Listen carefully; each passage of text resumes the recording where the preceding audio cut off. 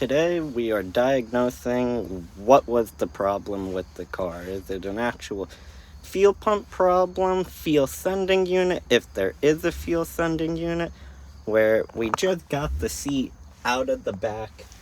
And we met this cool guy on Facebook, and he told me a few things to be checking on. He said look in the actual fuel pump and see if it does have a fuel sending unit, or is the fuel sending unit part of the whole pump. And then he was saying the car might have sat in storage for a while, which could create gunk on the fuel sending unit, which I bought the car, and the car was 37 years in storage. So now I'm currently pulling out the fuel tank, or the fuel pump out of the fuel tank, in the back seat. And then he also said that it might even just be the fuses, since it's sat in storage, that 40-year-old fuses are not gonna hold up to modern day. It's 40 years. So we have a few things to diagnose, but right now we're pulling out the fuel pump and we're gonna diagnose the fuel pump first. Time to see what this baby looks like.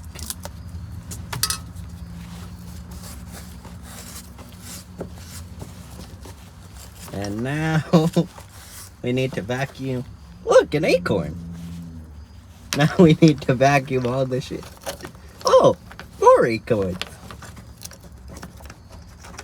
Another acorn. But let me pull this out and we'll diagnose it. But first, we need the trusty dusty shock vac. Go. Oh, I unplugged it. Give me a second. The shock vac is currently running. And now we can vacuum out the acorn.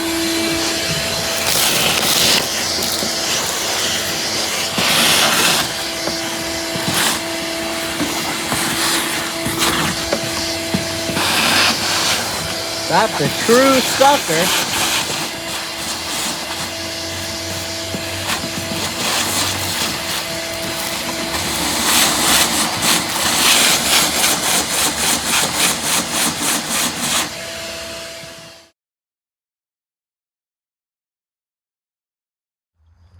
And unfortunately, I don't even think this is the fuel pump I have to pull out. I think it's this one that has to come out. Because this makes more sense on where the fuel sending unit would be. So let me pull these 4 bolts out and put these all back together. As of right now, we're in the back seat, trying to put this plate back in.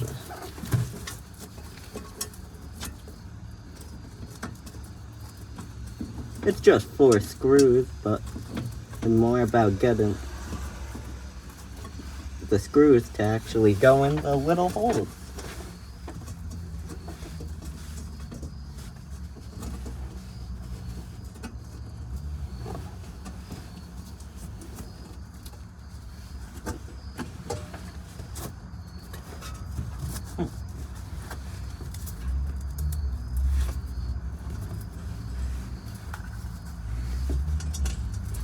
Second screw.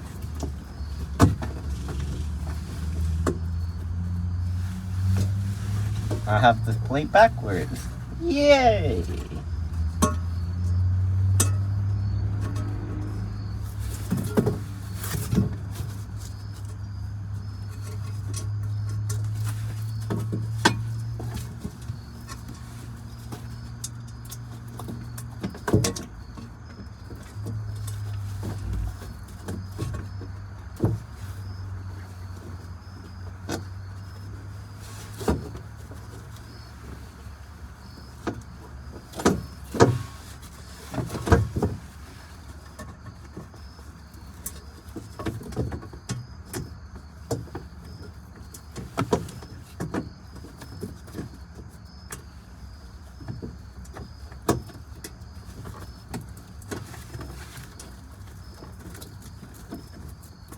Damn, these screws are aligning just like my hopes and dreams.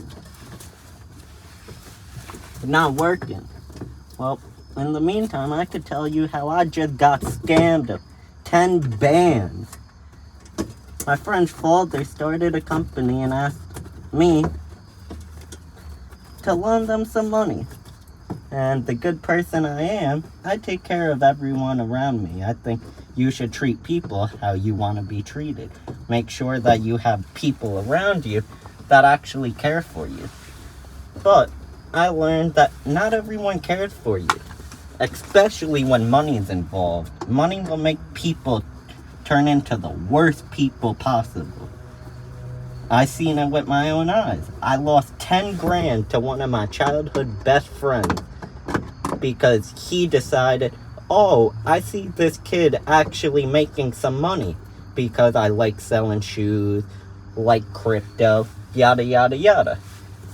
But I never would think that 10 grand would make someone act this way, especially for someone that I've known for years. I've known him since grade school, gone through CCD, which is church school, with him, and never would I expect that him and his own father would agree to scam a 22-year-old kid. But they did. They did agree to scam a 22-year-old kid. But you know who I am. I'm not like them. I don't sit here trying to scam, trying to get back. I do my own thing, and I make it work. And God has a plan for all of us. And God's plan was, if you want greater, you have to lose great. I lost so much in the process of trying to get to where I am. And I'm even still struggling. I'm nowhere close to where I want to be. But it'll all work out. And soon this E21 will be taking over the world. And I'm just thankful to have opportunities of being able to know who I truly am. And God could take away the money and it still won't change who I am. Money shouldn't make you. You should make money, just like Floyd Mayweather said. If the money makes you, then you're a slave. And you're not actually living life. You're just reacting to it. But until I get these screws out. 1, 2, 3. They're all rusted. And corroded. So we need to figure out a way to get these uncorroded. Until then, we just got one bolt loosened, so now we're tapping in the other bolt or other screw to break up the rust.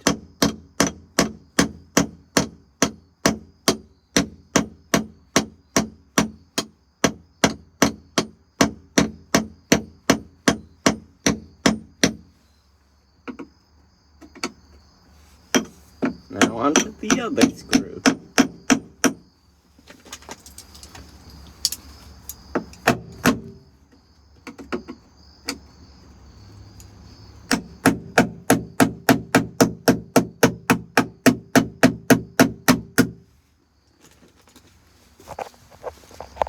And we slowly are getting there. So I'm retarded and I've remembered A told me it's the plate on the passenger side with the 4 bolts. So I don't know why I was doing 1, 2, 3 bolts, because this isn't the fuel pump. This is the fuel pump. So I just wasted a lot of valuable time trying to get these screws out. And this was the only one that was willing to budge. Alright. So now we're putting in the last bolt into this plate that holds down the fuel pump. And from A, he told us that we actually have the original fuel pump, which I'm not surprised though. Like, when I bought the car, I was told that I bought it from the original owner, and it's been sitting in storage for 37 years. Then he took it outside for 4 years and let it sit. And his mechanic, when I bought it, was trying to charge me $1,600 just to change the brakes, where he said he needed to sell it because he couldn't afford the maintenance on it, which makes sense. If your mechanic's charging you $1,600 just for brakes, there's clearly something wrong. But I was fortunate enough to get the better hand in the deal, and slowly but surely, we will have this thing running like a champ. But we just got this plate back on, all secured. I did loosen this one bolt, so actually, we're gonna do that right now and tighten it wherever the screwdriver is.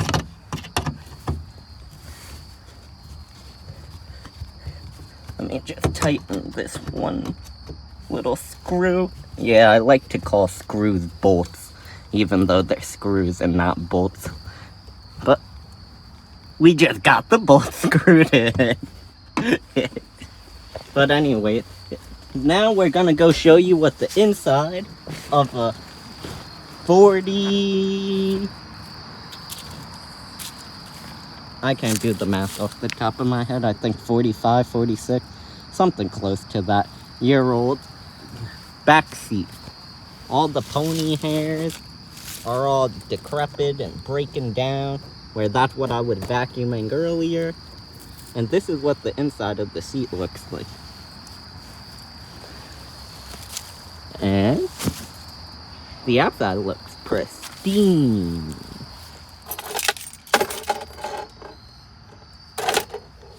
So we diagnosed it. We put a paper clip in here, and the fuel gauge just isn't working.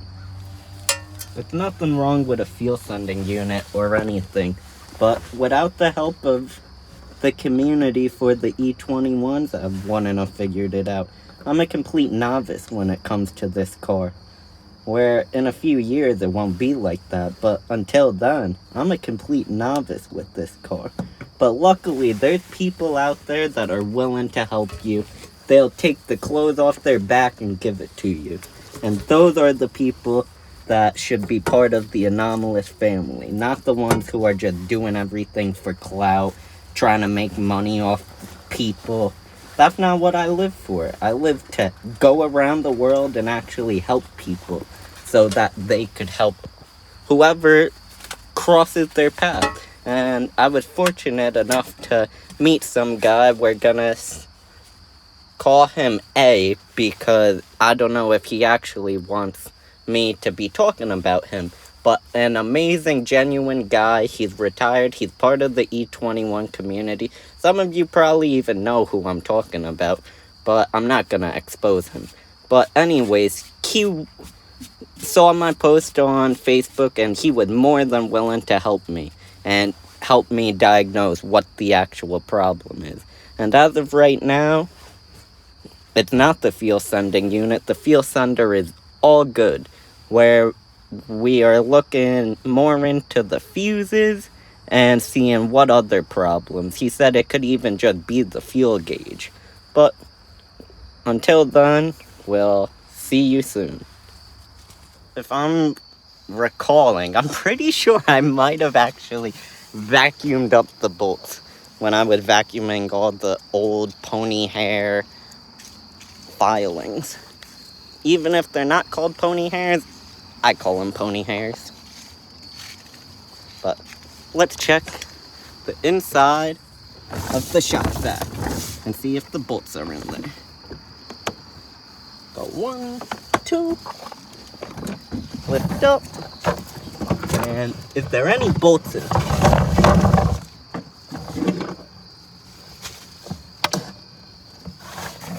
as of right now, oh, I got one.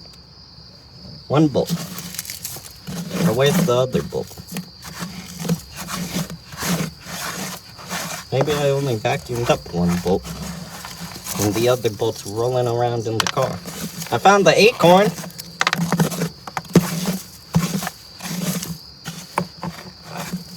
Yeah, the other bolt's not in here, so once I locate the other bolt, I'll pick up the video again. Now it's time to put the seat back in the car.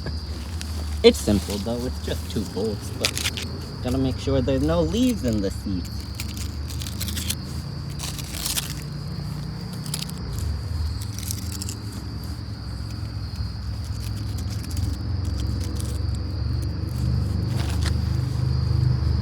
Alright, we just got the leaves out, and now time to put the seat back in the car.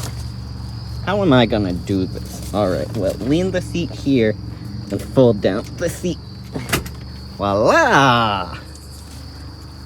And now we gotta put this seat back in the car. And we'll prop you up right here.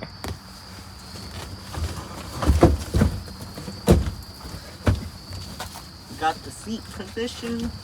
Just gotta pull up the seat belts. 1, 2, 3. Push. Now push on the passenger. Perfect. And just like that, the seat's back in. Just kidding. We need to find the 2 bolts actually. That goes in there. And it goes in there. Oh, this has to go over that plate that we just removed. Oh well, good thing I didn't bolt down the seat. Pull this. Oh, look, there's a screwdriver under the seat too. It's a good thing this had to go back out. And I left a vice grip. But now, this little plate cover and the paper clip we used to test the fuel sending unit.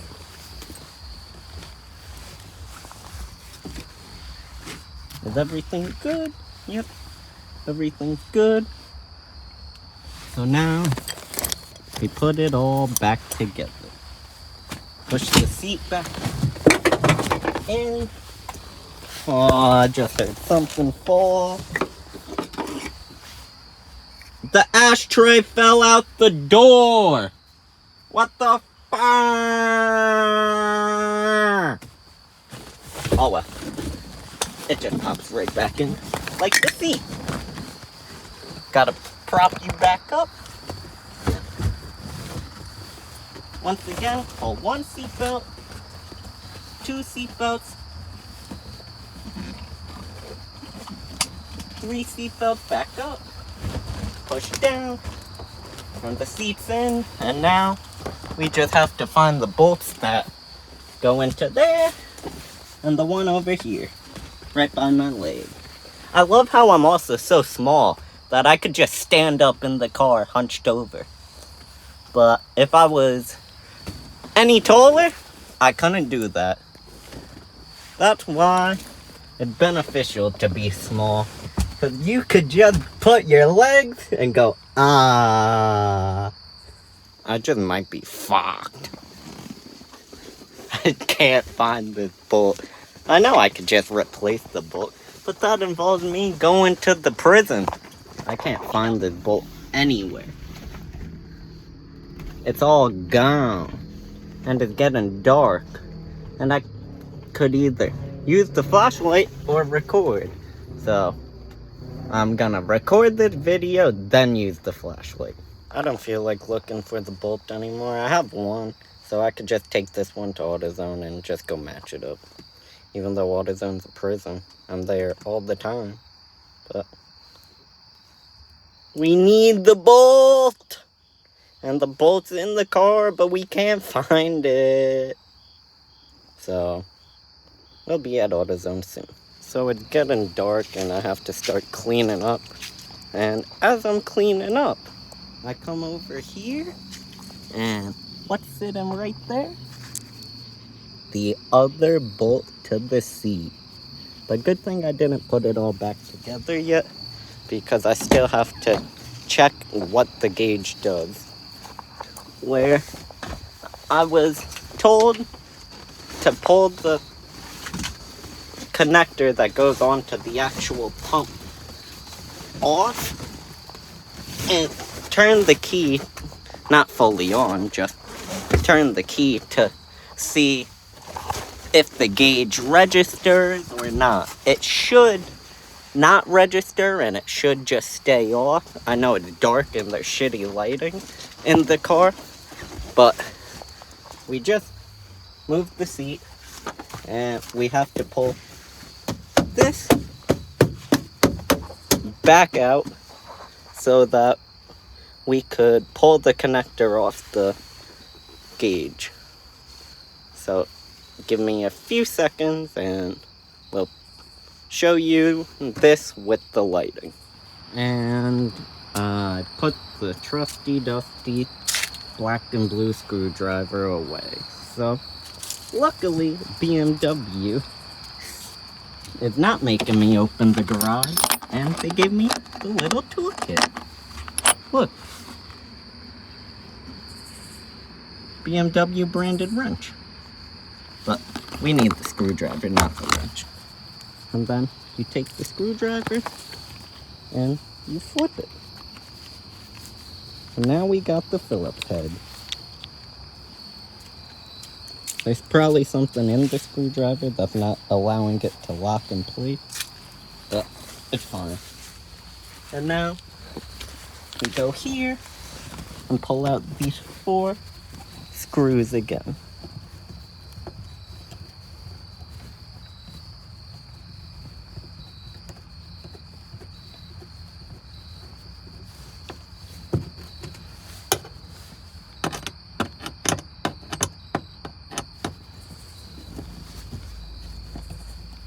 So we're currently pulling the screws. Sorry for my hair. I know it's long and it gets in the way. Trust me, I experience this problem the most. But anyways, we're almost got all 4 screws out. And then we have to disconnect the connector of the fuel pump and turn the key. The hope is we turn the key and the cluster just stays off. And if that's the case, we most likely just need to change the fuel gauge on the actual cluster. There's probably more that goes into this. I'm just learning it slowly thanks to A. But we just pulled the connector off, and now we gotta turn the key.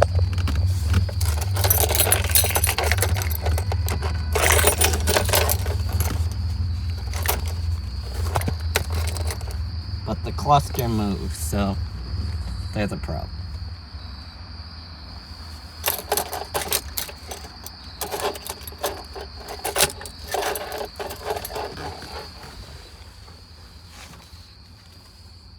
But this is why you never take anyone for advantage, because it's the people that are willing to take the clothes off their back and give it to you. That's what I stand for.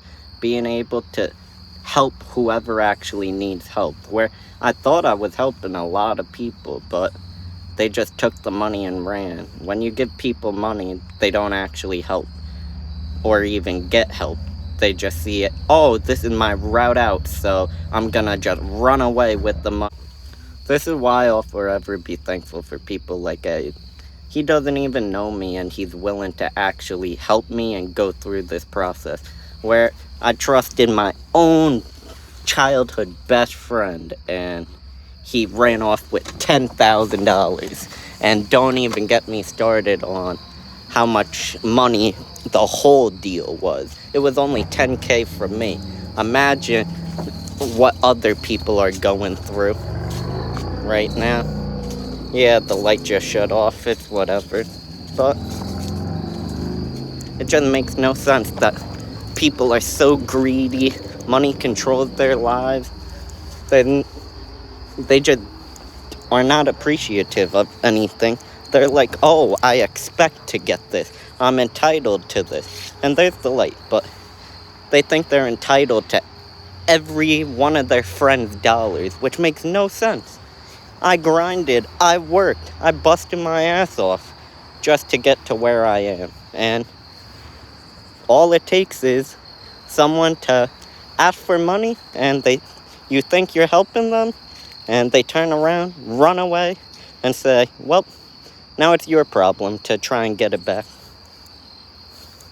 But that's why you gotta keep pushing, head up, chest out, keep going, no matter what. But just be thankful for people that are willing to help you, because help and genuine people are very hard to come by in this world. So you just gotta keep asking God, and God will give you the path to follow. So we kind of figure out what's wrong currently. So we're just gonna put the car back together, or just put the back seats back together. Or not even put the back seat back together, because we didn't figure out the full problem. Just put the plate over the fuel pump, screwed back in. Or honestly, you could just leave the screws right next to the plate. Or put the plate in right there and put the screws on the plate. There's 4 screws, right? Where there's definitely a problem. We just can't figure it out at this moment. So there'll most likely be another video releasing of like a part 2 on what we're going through. But for this video, we concluded that we just need to put everything away for the night, and it'll all be better in no time. So we're currently just finishing up, putting everything away. We couldn't figure out the problem for tonight, but doesn't mean that we're gonna give up, because if you give up, you don't get anything good out of it. So right now, we just need to pack the stuff up, put it in the car.